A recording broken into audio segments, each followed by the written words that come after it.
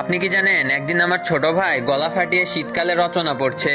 পৌষ ও মাঘ এই 2 মাস মিলে শীতকাল। এই সময় যুবক ছেলেদের একা একা থাকতে অনেক কষ্ট হয়। আব্বা পাশে বসে পেপার পড়ছিল। ছোট ভাইয়ের শীতকালে রচনা শুনে পেপার রেখে লাফ দিয়ে উঠলো। ওই তুই কি পড়ছিস?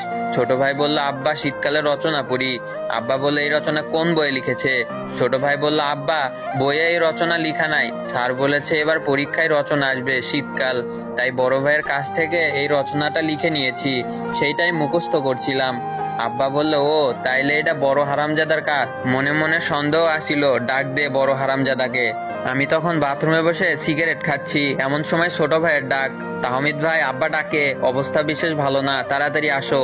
আমি তাড়াতাড়ি সিগারেট বাথরুমে ফেলে দিয়ে মুখের সিগারেটের গন্ধ দূর করতে টুথপেস্ট খুঁজতে লাগলাম। তখনই মনে হলো টুথপেস্ট আগের দিন শেষ হয়েছে, তাই শ্যাম্পুর বোতল থেকে একটু শ্যাম্পু নিয়ে মুখের মধ্যে চালান করে দিলাম। ওরে আল্লাহ, এর থেকে বিষ খাওয়া ভালো আছিল। একটু সব ফেলে দিয়ে কয়েকবার কুলি করলাম, তারপর আব্বার সামনে গিয়ে হাজির।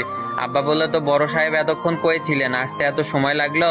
আমি কইলাম, জি আব্বা, পড়তেছিলাম, সামনে পরীক্ষা না, ওই সময় নিয়মিত পড়ার চেষ্টা করতেছি, ইনশাআল্লাহ এবার আপনার মুখ উজ্জ্বল করব। আব্বা রেগে গিয়ে বললেন, ওই হারামজাদা, আমার মুখ কি অন্ধকার নাকি যে উজ্জ্বল করবি? তবে কথা অবশ্য খারাপ বলিস নাই, আগে আমার মুখ উজ্জ্বলই ছিল।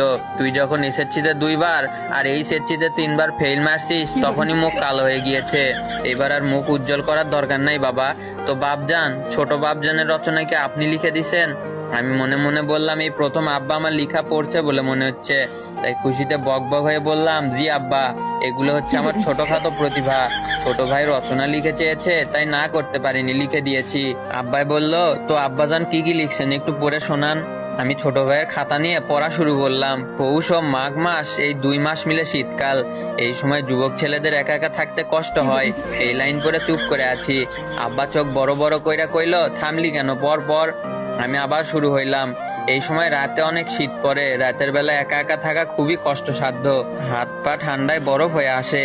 বাংলাদেশের এক গবেষণায় দেখা গিয়েছে যে এই ঋতুতে বাংলাদেশে বিয়ের হার প্রচুর পরিমাণে বেড়ে যায়। তাই বাংলাদেশের বিখ্যাত অনেক লেখক এই ঋতুকে বিয়ের ঋতু বলে আখ্যায়িত করেছেন।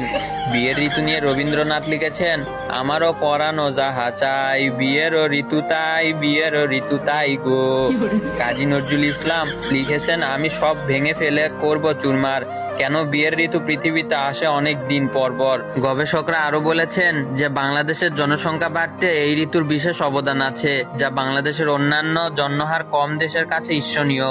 আব্বা একটু শোনার পরে বুক ধরে ফ্লোরে বসে গেলেন। আমি বললাম, আরো বলবো আব্বা? আব্বা বললেন, যদি বাপকে জীবিত দেখতে চাস তাইলে এখানে এই রচনা পড়া বাদ দে।